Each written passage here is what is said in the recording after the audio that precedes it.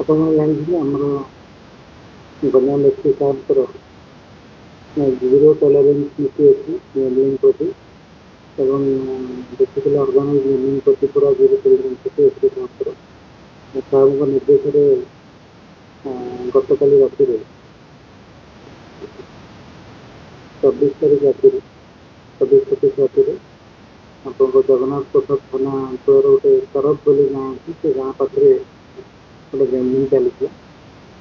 ସେ ଗେମ୍ଲିଂ ଖବର ପାଇକି ଏସ୍ପି ସାହେବଙ୍କ ନିର୍ଦ୍ଦେଶରେ ସେଠି ଆମେ ଚଢ଼ାଉ କରୁଥିଲୁ। ଚଢ଼ାଉ କଲା ସମୟରେ ପାଖାପାଖି 4,04,340 ଟଙ୍କା ଯେଉଁ ଜୁଆରେ ଲାଗିଥିବା ପଇସା, 2 ଗୋଟି 4 ହ୍ୱିଲର, 5ଟି ମୋଟର ସାଇକେଲ, 19ଟି ମୋବାଇଲ ଫୋନ୍, ଆଉ ପ୍ରାୟ 25-30ଟା ଆପଣଙ୍କର ପ୍ଲେଇଂ କାର୍ଡ଼ର ଯୋଡ଼ା ଜରି ତାରପଲିନ୍ ଉପରେ ବନ୍ଧା ହେଇଥିଲା, ଖଣ୍ଡା ବନ୍ଧା ହେଇଥିଲା ଏବଂ 19 ଜଣ ଜୁଆଡ଼ି ଧରା ପଡ଼ିଛନ୍ତି। ଏହି ସଂକ୍ରାନ୍ତରେ ଜଗନ୍ନାଥ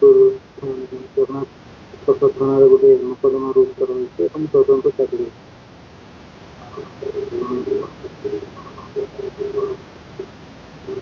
ଆମେ ସେଇଟା ଆମର ଯେଉଁ ରେକର୍ଡ ଅଛି ପୁଲିସର, ସେ ରେକର୍ଡ ଭେରିଫାଏ କଲେ ସେଇଟା କୁହାଯିବ।